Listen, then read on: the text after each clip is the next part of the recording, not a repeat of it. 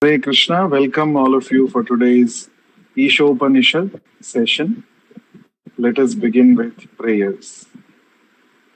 Nama Om Vishnu Padaya Krishna Presthaya Bhutale Srimate Bhakti Vedanta Swamin Niti Namine Namaste Saraswate Deve Gauravani Pracharine Nirvishesha Shunyavadi Paschatya Deshatarine Jaya Shri Krishna Chaitanya Prabhu Nityananda Shri Advaita Gadadhara Srivasadi Gaura Bhakta Vrinda Hare Krishna Krishna Krishna Hare Hare Hare Rama Rama Rama Hare Hare. Reading from the book Sri Ishopanishad, the knowledge that brings one nearer to the Supreme Personality of Godhead, Krishna, by His Divine Grace, Vishwaguru, Abhay Charanaravindha Bhakti Vedanta Swami Srila Prabhupada. Mantra 12. Andham tamah pravishanti ye asambhutim upasate tato bhuya ivate tamo yau sambhutyam rataha. Translation and purport by Vishwaguru Srila Prabhupada. Translation. Those who are engaged in the worship of demigods enter into the darkest region of ignorance, and still more so do the worshippers of the impersonal Absolute. Purport by Srila Prabhupada. We will continue to read from where we left in the last session. As Lord Krishna states in the Bhagavad Gita, chapter 8, verse 16, Abrahma bhuvana loka punaravartino arjuna mamupetya tu kaunteya punarjanmana vidyate. From the highest planet in the material world down to the lowest, all are places of misery wherein repeated birth and death take place. But one who attains my abode, O son of Kunti, never takes birth again. Sri Ishopanishad points out that one who worships the demigods and attains to their material planets still remain in the darkest region of the universe. The whole universe is covered by the gigantic material elements. It is just like a coconut covered by a shell and half filled with water. Since its covering is airtight, the darkness within is dense, and therefore the sun and the moon are required for illumination. Outside the universe is the vast and unlimited Brahma Jyoti expansion, which is filled with Vaikuntha Lokas. The biggest and highest planet in the Brahma Jyoti is Krishna Loka, or Goloka Vrindavana, where the Supreme Personality of Godhead, Sri Krishna himself, resides. Lord Sri Krishna never leaves Krishna Loka. Although he dwells there with his eternal associates, he is omnipresent throughout the complete material and spiritual cosmic manifestations. This fact has already been explained in Mantra 4. The Lord is present everywhere, just like the sun, yet he is situated in one place, just as the sun is situated in its own undeviating orbit. The problems of life cannot be solved simply by going to the moon planet or to some other planet above or below it. Therefore, Sri Ishopanishad advises us not to bother with any destination within this dark material universe, but to try to get out of it and reach the effulgent kingdom of God.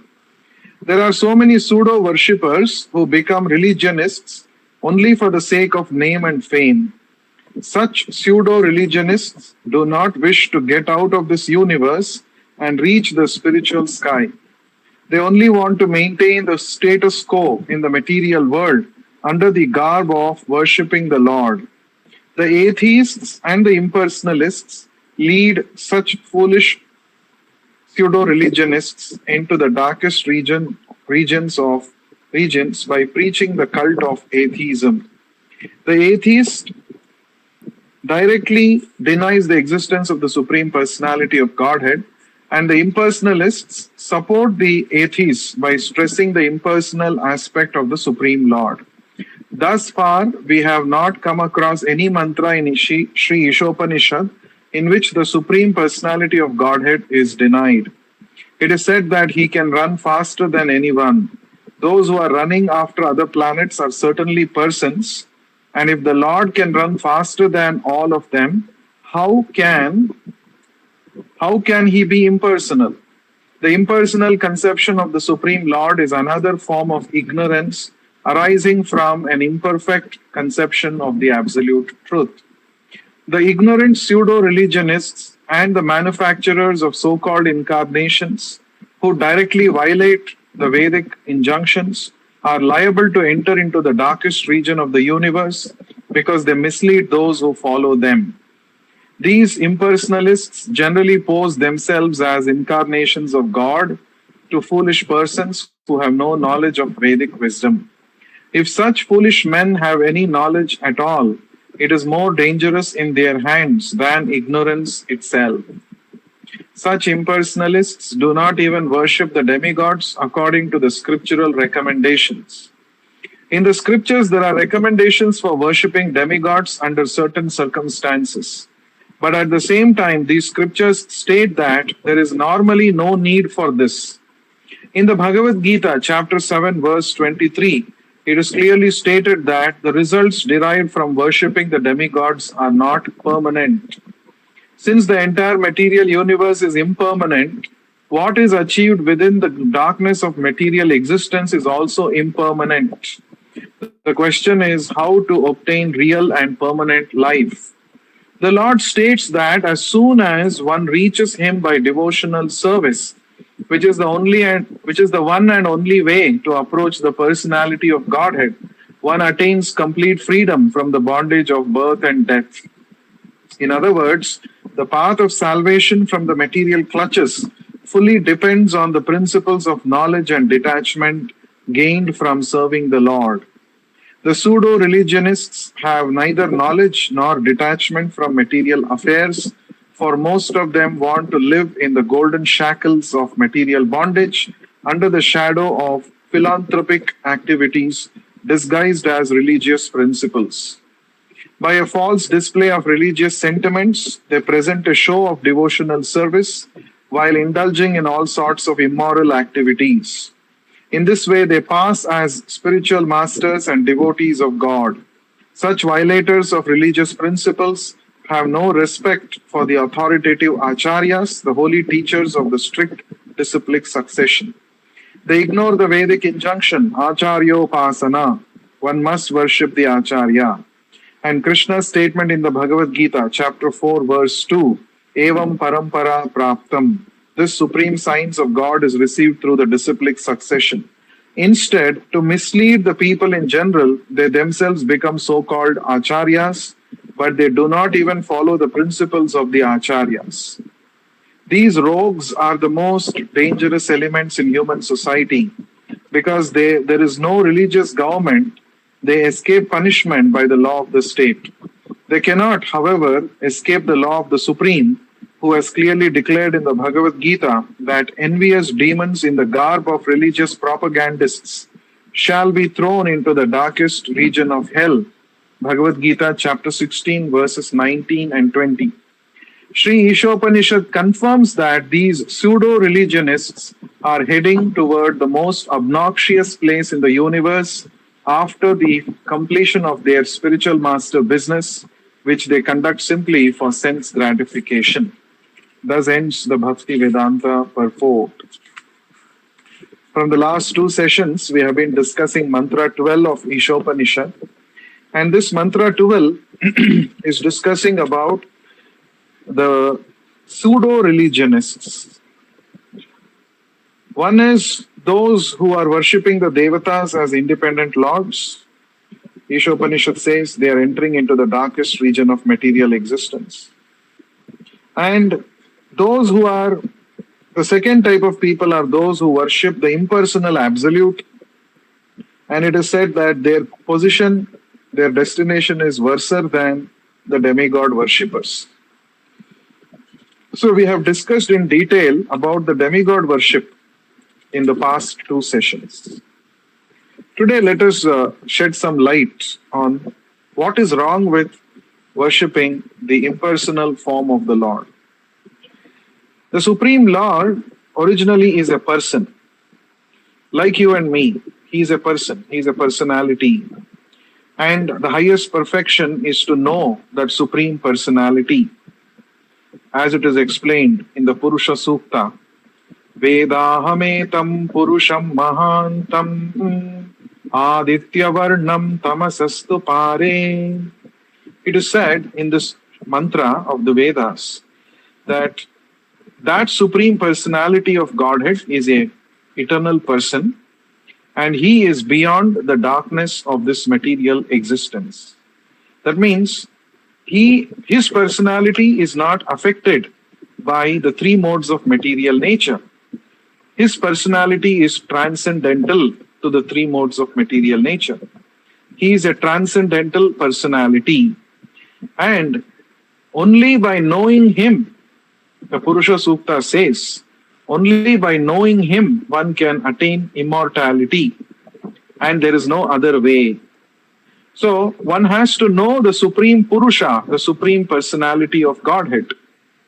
So that means ultimately the absolute truth is a Purusha, is a person, is a Supreme Personality, is Purushottama. But those who say that God is impersonal, what are they trying to say? They say that if you understand that God is a person, then you are limiting the absolute truth. That is their theory. Because they have come across only limited persons in this world, so they are extending the same logic. The moment you are a person, you are a limited entity. Similarly, God, if you call God as a person, they say, then you are limiting God's existence. Therefore, God is not person, he is simply some energy. So they say Nirakaravada, right? So this is their understanding. But as we discussed in the previous session, Krishna himself denies this fact. He says, Avyaktam Vyaktimapannam Manyante Mam Abuddhayaha. Those who are Abuddhayaha, that means those who do not have any intelligence, they think that I am not a person. Now I have assumed a personality and I have come to this world. Krishna says about himself, about the misconception that impersonalists have about him. So Krishna himself is saying, I am actually a person. Right? So this we have to accept based on the authoritative statements of the Vedas and based on the statements of Krishna himself, and also based on the authoritative statements of the Acharyas who are coming in the Parampara system. But unfortunately, in this Kali Yuga, there are people who call themselves to be religious leaders, and they openly declare that God is not a person. And in fact, they claim themselves to be an incarnation of God. And they cheat the innocent public by saying that, you come to me, I will make you God also. So this is a cheap propaganda made in this modern age just to gain a big number of followers. And we see today such self-styled God men. They do not belong to any parampara system at all. But they claim that they have all knowledge about God realization. They even claim themselves to be God. Now, such kind of pseudo-religionists, pseudo-gurus, they are becoming rampant in today's world. We should be very careful. So we should know anybody who claims to be a self-proclaimed guru, anybody who is not coming in any bona fide parampara system, we should outrightly reject such a person. Right? So there are 4 bona fide paramparas or sampradayas as explained in the Padma Purana: Brahma Sampradaya, Rudra Sampradaya, Shri Sampradaya and Kumara Sampradaya. And any Acharya who claims to be an Acharya must belong to one of these 4 paramparas. That means he must come in the disciplic succession. This is what Krishna also says. Evam parampara praptam imam rajarshayo viduhu. The spiritual knowledge, spiritual wisdom has to be received through the parampara system. Parampara system is the foolproof method of passing on spiritual knowledge created by the Lord Himself. So anybody who is not part of one of these four paramparas, we can outrightly reject them as non-bona fide. So this is very important. So anybody who belongs to one of these four bona fide sampradayas will never say that the absolute truth is impersonal. He will never claim himself to be an incarnation of God, nor will he tell the innocent public saying that you come to me, I will make you realize that you are God.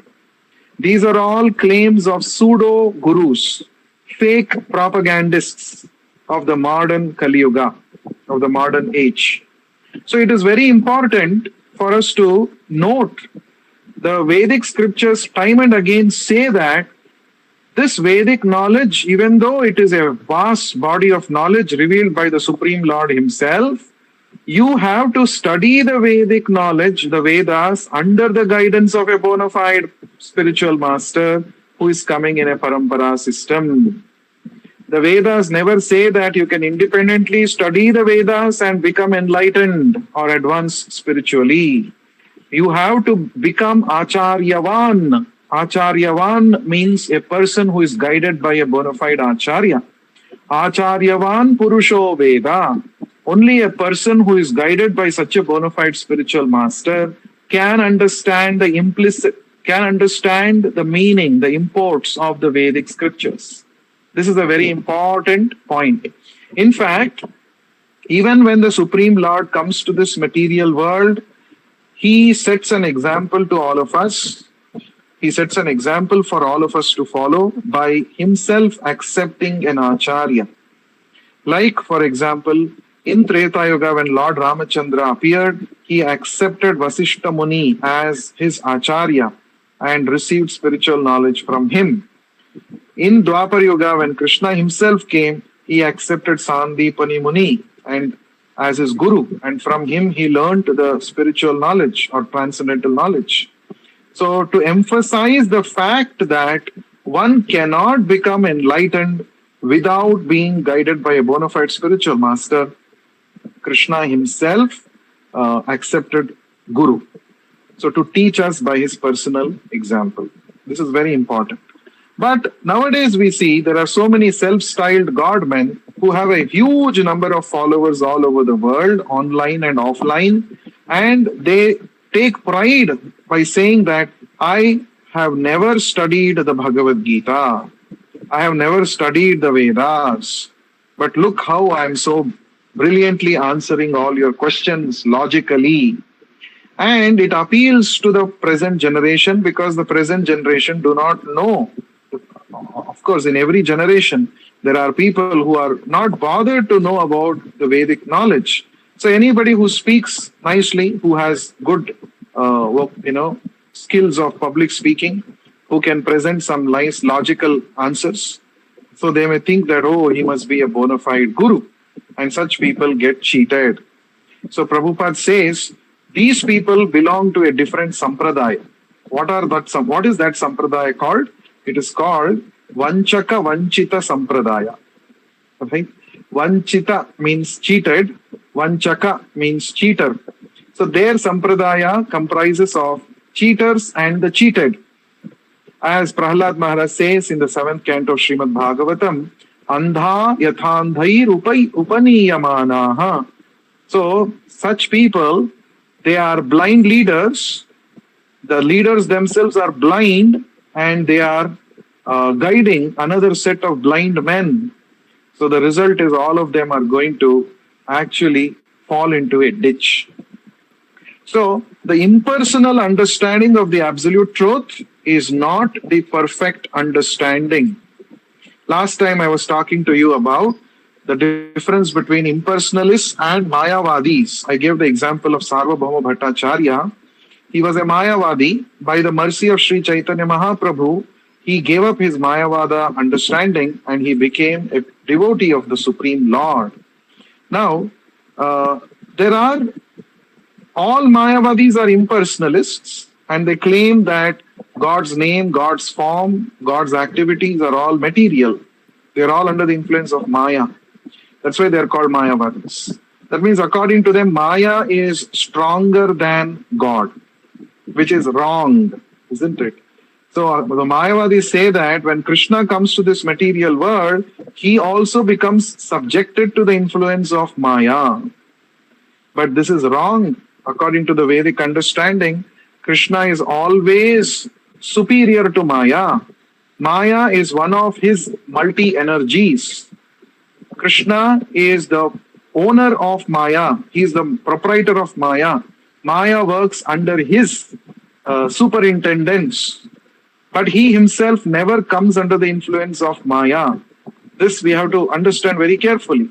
But the Mayavadi scholars, they say that Krishna also comes under the influence of Maya, which means to say that Maya and not Krishna is supreme, which is actually wrong, which is contradicting the Vedic opinion.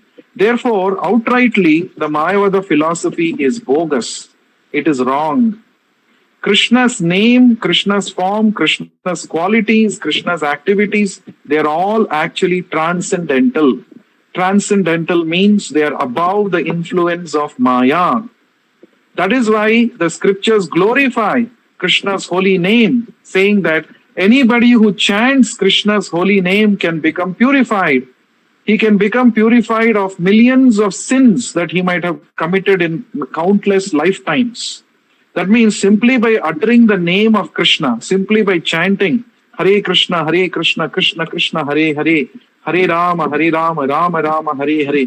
If a devotee sincerely, offenselessly, attentively, with utmost mood of submissiveness and surrender, if he chants the Hare Krishna Maha Mantra, he can become free from the influence of sinful reactions. Then how can this Hare Krishna Maha Mantra be material? It is definitely not material. It is a transcendental sound vibration. This is revealed to us by the bona fide acharyas who come in the parampara system. Golokera premadhana harinama sankirtana. This holy name of the Lord is directly descending from Goloka Vrindavana, the topmost planet in the spiritual sky. That means it is a sound imported from the spiritual world. It is not a material sound. So that is the right understanding of the holy name. But the Mayavadis do not understand this. So therefore they say, this Hare Krishna mantra is like any other sound your vocal cords are producing simply by mechanical vibrations. So they do not have faith in Krishna. They do not have faith in the holy name. Still they profess to be followers of Vedanta. So that means they are the greatest offenders at the lotus feet of Krishna. Krishna clearly says in the 15th chapter of Bhagavad Gita, Vedaischa sarvaihi ahameva vedyaha. The purpose of studying all the Vedas is to know Krishna, to surrender to Krishna, to engage in his service. But the Mayavadi sannyasis, the Mayavadi scholars, even though they have studied all the Vedas, they have studied the Vedanta, they say that there is no personality of Godhead called as Krishna. He is just a temporary manifestation in this material world. He came and now he is not there anymore. And there is no use of chanting the holy name of Krishna. This is their contention. So therefore, Chaitanya Mahaprabhu said, anyone who hears such contaminated interpretations of the Vedic statements, the Mayavada explanation, such a person will never be able to make spiritual progress. He will never be able to develop pure love and devotion towards Krishna, which is actually the ultimate goal of the Vedic study. So therefore, the pseudo-religionists, right, they manufacture so many so-called incarnations and they violate the Vedic injunctions. And what is going to happen to them? According to this mantra of isopanishad, they're all going to enter into the darkest region of material existence. So that means we should be very careful not to subscribe to, not to follow, not to hear whether online or offline, we should not hear any such Mayavada speakers. We should always hear from the devotees. From the bona fide parampara system, we have to receive the spiritual knowledge, right? That is very, very important. Now, it is repeatedly said, Prabhupada also mentions here, the Lord states that as soon as one reaches Him by devotional service, which is the one and only way to approach the personality of Godhead, one attains complete freedom from the bondage of birth and death. Right? So the only way to approach Krishna is through the process of devotional service, bhakti. And one can become a bhakta only when one surrenders to a pure devotee spiritual master and agrees to follow his instructions sincerely. So one cannot become a bhakta simply by hearing to any person on the internet, on the YouTube, simply by hearing to some lecture which may be appearing very fascinating. They may also be speaking on Bhagavad Gita or Vedas, but if he is not a bona fide spiritual master coming in the parampara system, there is no way that one can develop devotional service by hearing to such non-bona fide persons. So, the only way to develop bhakti is through the process of surrendering to the spiritual master who is coming in the parampara system. So that point is stressed again and again. Now, there's one interesting point that Srila Prabhupada mentions here. In the beginning we read today, Prabhupada is quoting the 8th chapter, 16th shloka of Bhagavad Gita. Brahma bhuvana loka punaravartino arjuna mamupetyatu kaunteya punarjanmana vidyate.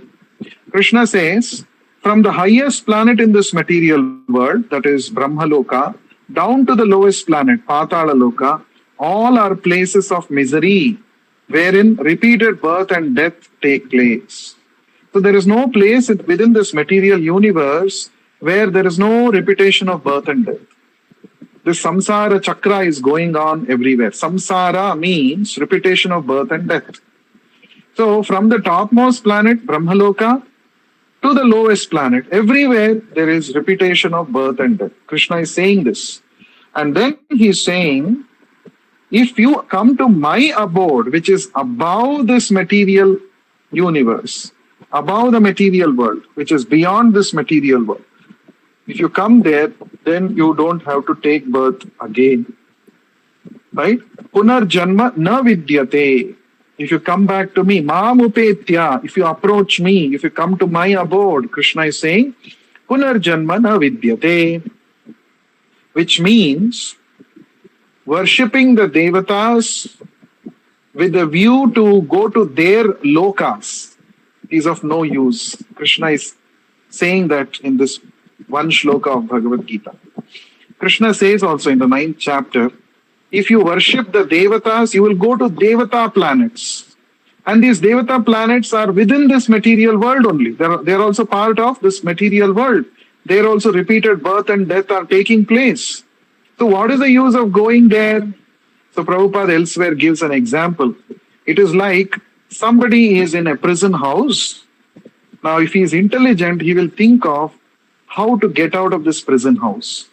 But if he is not very intelligent, he will think how to upgrade my prison house from 3rd class to 1st class prison house. This is not a very intelligent thing to do, isn't it? If he goes and pleads to the prison officer and says, see, I am living in this 3rd class prison house. I want a prison house where there is nice facilities.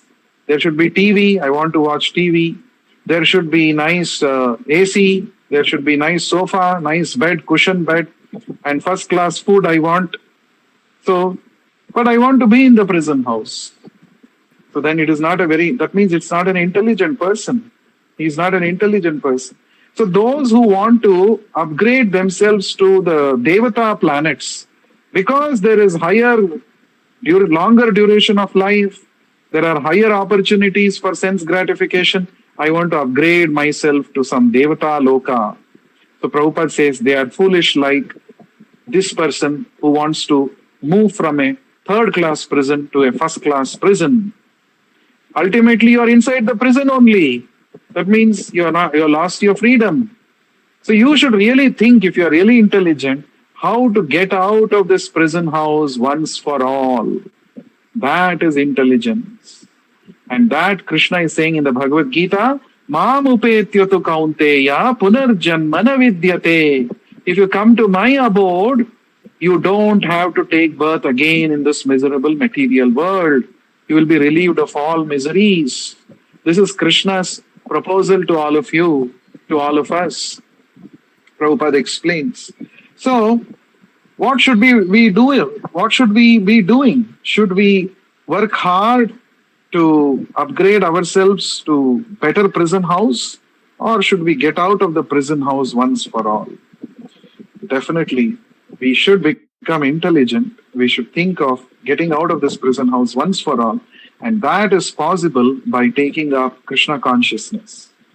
If we take up Krishna consciousness nicely and practice the way Prabhupada is telling us on a daily basis, doing our sadhana, rendering services, developing our consciousness, which is suitable for entering the spiritual world, then Prabhupada says, a devotee at the end of this very life can go back home, back to Godhead. He can go back to Krishna, and he can save himself from this repeated miseries, miserable life, miserable material existence. So this is the point. That is why Prabhupada says, he quoting a Bengali proverb, Prabhupada says, Krishna ye bhaje se bada chatura. Worshipping the devatas for temporary benefits, he is not chatura, he is not intelligent. But one who is worshipping Krishna, why? Because if I surrender to Krishna, Krishna will take me to the spiritual world. There I can be free from the cycle of birth and death. I can engage in his loving devotional service. I can lead an eternal life full of knowledge and bliss in the association of Krishna. Therefore, a person who takes up Krishna consciousness, he is chatura. He is an intelligent person. So we may not be chatura inherently because we have so many material desires. We want to settle down in this material world by increasing the facilities within this material world. But Krishna has sent us his representative, Srila Prabhupada. And by associating with Srila Prabhupada, we can also become intelligent. We can also develop a desire to go to the spiritual world. So by discussing books like Isopanishad, Bhagavad Gita, we are trying to develop our spiritual intelligence by which we can choose Krishna, we can choose to go back to Krishna and chant Hare Krishna Mahamantra wholeheartedly and sincerely, genuinely. Prabhupada says our chanting should be like the genuine cry of a child for its mother, right? When the child cries, the mother comes and attends to the child. So in the same way, we should chant like the child helplessly cries for its mother. Oh Krishna, I'm stuck in this cycle of birth and death. In this samsara chakra, I'm stuck. And I have no desire to also come to you. I'm such a fallen person. But somehow by the mercy of my spiritual master, I have developed little intelligence. This lifetime, I'm planning to come back to you. Please help me. If we sincerely, in this mood, if you chant Hare Krishna mantra, Krishna will surely pick us out of this material existence. So that is the only hope. So we will continue to study Isopanishad. We have completed 12 mantras. Next session, we will discuss from the 13th mantra onwards. Thank you very much for your valuable time. In a short while, we will have the recitation of the Bhagavad Gita. Thank you. Shri Isopanishad ki jai, Vishwaguru Srila Prabhupada ki jai. Hare Krishna. Yes.